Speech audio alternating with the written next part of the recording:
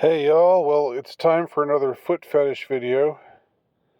Now this is a clothed foot.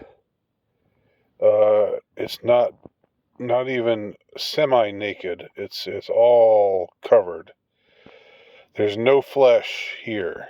So I do not apologize for that because I have to keep things decent around here while also appealing to your fetishes because I have to be responsive to what my audience wants. It's a balancing act, maintaining decency while also uh, giving the people what they want. So there you go. This is the compromise. So enjoy looking at my foot and enjoy what I'm about to talk about. The other day, I uh, uh, recorded a video called "Fat and Entitled," and it was about a post on Tinder from a woman, a middle-aged woman who was not in great shape, and that's I was as I tried to make clear in the video, I was not saying there was anything wrong with being a middle-aged woman who's not in great shape. I'm not against you. I don't, I'm not into making fun of people because of how they look. But it was simply the attitude exhibited by her, where she was saying, "You got to you got to make six figures and have 8 inches and something else. Otherwise, keep moving." and her profile picture was just of this rather portly woman, not someone who you would think could afford to have necessarily high standards, but she seems to clearly think otherwise. I mean, to have such high standards, I should say. We should all have standards, right? You should want to be with a decent person. He'll treat you well. There's nothing wrong with that.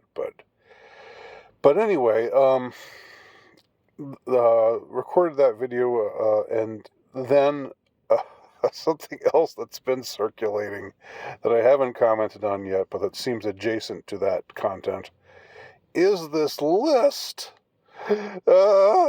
This list of places that women say they do not want to be taken on a first date. They say we're too good to be taken to these places.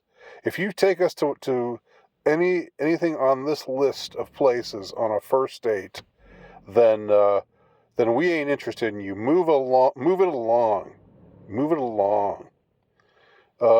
Keep moving. And I don't have the list in front of me.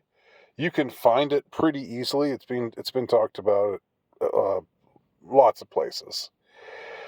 And I don't know really exactly where it comes from, and I don't know to what extent it truly represents what women are looking for from a first date, and how much it just represents I don't know whatever particular select group made this list.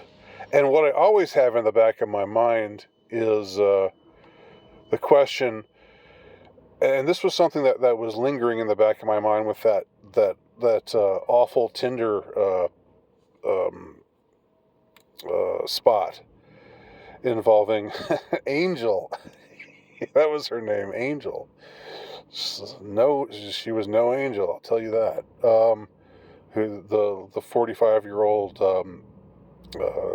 fat and entitled woman.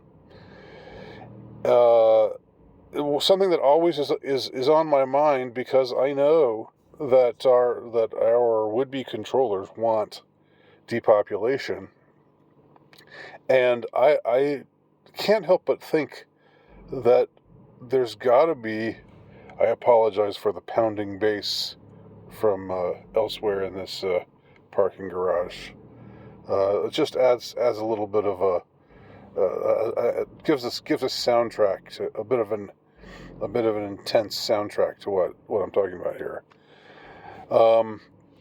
As well as my foot, of course, adding flavor.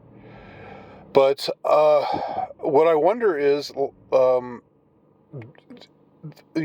modern state of feminism, blue-haired, 300-pound, tatted up, feminism. I hate men. I'm gonna scream and cry. I deserve everything. But don't you dare. Don't you dare not be up to my standards, or else you'll be. Um, I'll call you out and humiliate you in front of everybody. And I'm 300 pounds. I have blue hair, and I'm all tatted up, and I'm showing a lot of skin that you don't want to see. That whole thing. That whole thing. Um, and what I'm saying sounds like hyperbole. It sounds like an exaggeration, but unfortunately, it's not. I mean, it's the way it is. It's the way things are right now for the younger generations. Now, I'm an older guy. I'm out of this. I'm out of the game. So this is just speaking, purely on behalf of younger guys like my son. My son's turning 18, and I tell him sometimes, like, kind of tongue in cheek, but I tell him, stay away from girls. Just stay away from them. just do your thing, and don't even try with them. If a good one comes along, then let her come to you. That's sort of the counsel I've been giving him. Although it's like sort of jokey, tongue in cheek, and it's not meant to be taken like with super serious in a super serious way. But still, it reflects something that is true to the current state of things. So I can't help but wonder if the plan was all along just to make women be as obnoxious as possible. Like to create this kind of feminism, make it cool, make this kind of feminism, super high profile, throw billions of dollars behind it. I mean, billions of dollars. Like they I guess that it's sort of on the wane now that Victoria's Secret's going to go back to actually having hot models again instead of 300-pound transgender or handicapped, maimed uh, models. But so maybe the winds of change are blowing there, but we know that over the last few years there's been this massive campaign to promote the worst kind of feminism. Now, I know that there are different types of feminism. I know there have been different waves of feminism, and I know that if we're just speaking hypothetically, calling yourself a feminist doesn't necessarily mean that you're this awful person. It could just mean that you want, I don't know, that you want women to have opportunities and such. Like, I know that distinctions can be made, but it just seems to me right now that what's being promoted is the worst, the most obnoxious, the most uh, aesthetically appalling, and morally appalling. Just appalling in every way. Form of feminism. Uh, And it's something we see more of with this list, like they're circulating this list.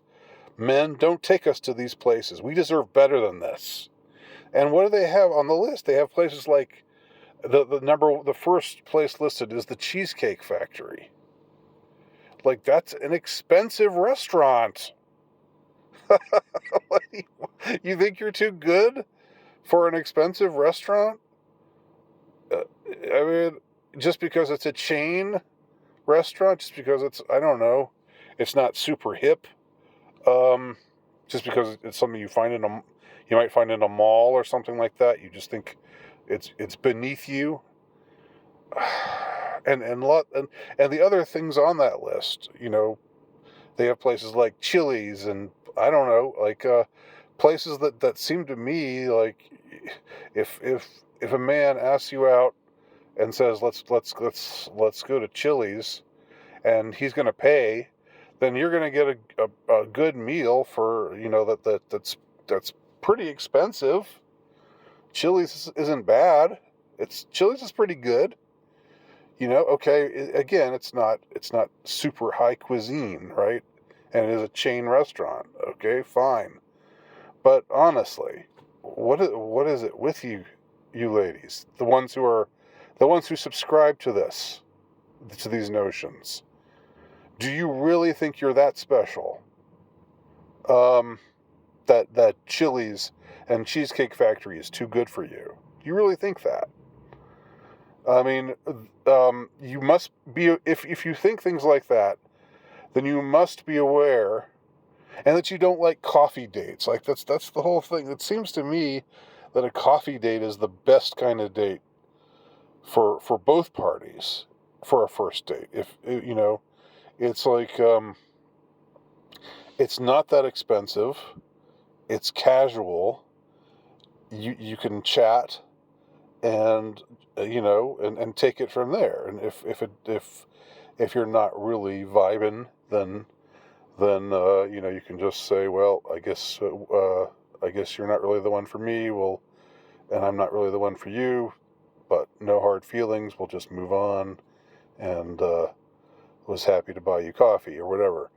But they're too good for coffee dates or lunch dates or whatever, cheaper dates. That's you gotta spend oodles of money, and it's gotta be some super high uh, highfalutin hip cuisine that's not just a chain restaurant. Give me a break. So are they just trying to make women as obnoxious as possible? That's what I wonder. To further the depopulation goals, because and I've said this before, but just to share this again with y'all. When I was when I was a lad in the 80s and 90s, I was a lad in the 80s. I was a young man in the 90s. Uh, you know, the whole idea that there would be something called MGTOW in the future, or there would be this sort of thing of men saying, you know what, women are too much trouble, forget it. Never mind that. I'm just going to do my thing. I'm just going to live my life, etc. and so on. Um, uh, that would have been unthinkable. The whole idea, you don't want a girlfriend. You don't want you don't want to have prospects with women. I mean, they're women.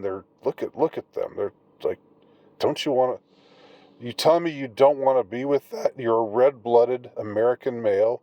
You don't want a woman. It was just sort of unthinkable back then. It was just like, of course I'd like to, unless you're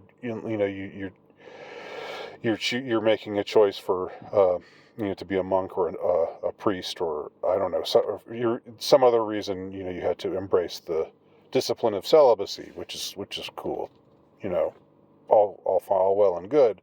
But if you weren't, then of course you would want to be with a woman, or with, if you didn't fancy dating, if you didn't fancy, I should say, if you didn't fancy marriage, then you'd still want to date, right?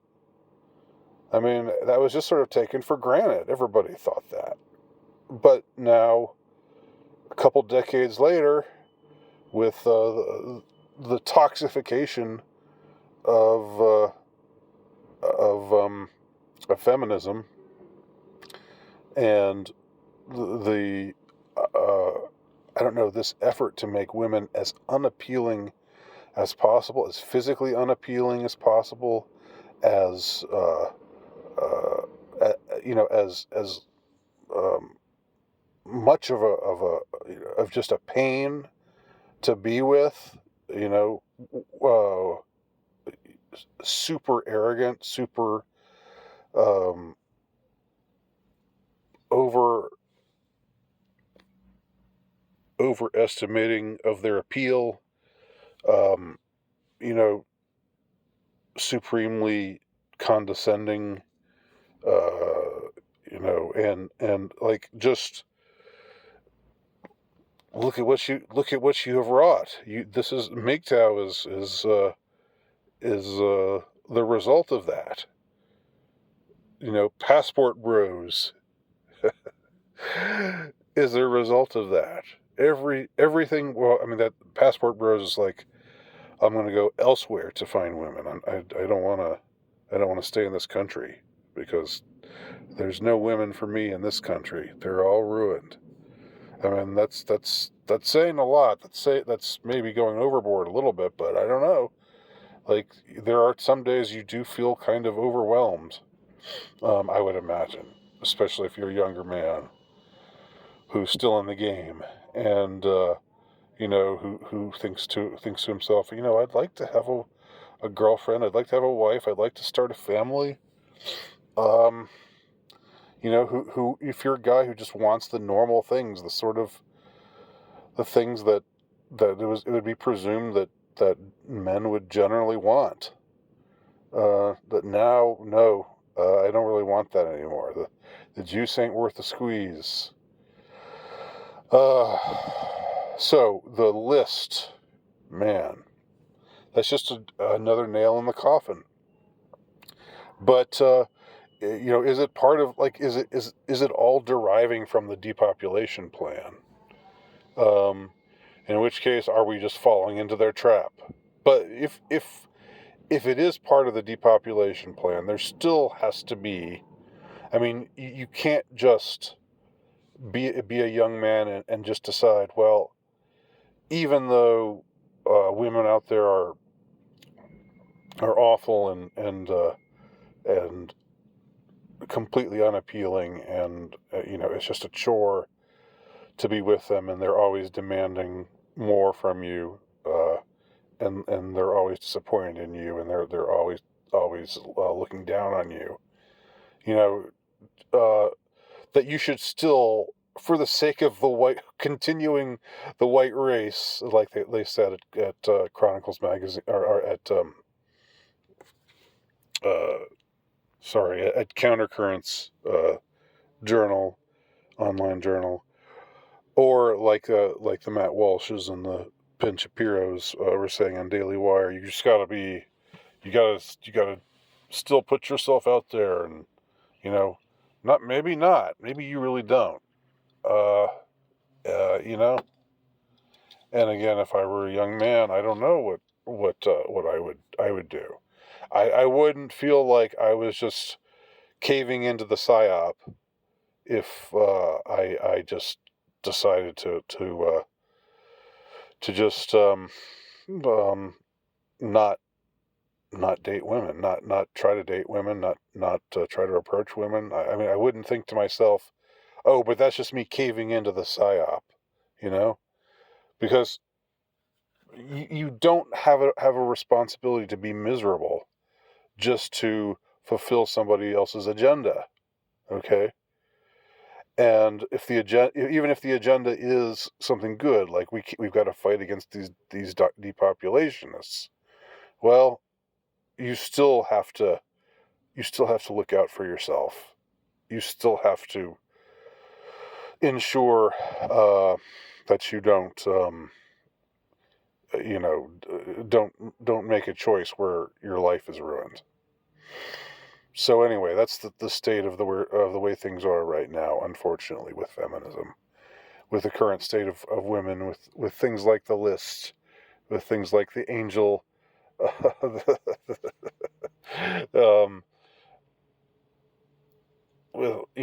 the angel entry on Tinder that I talked about in that prior video.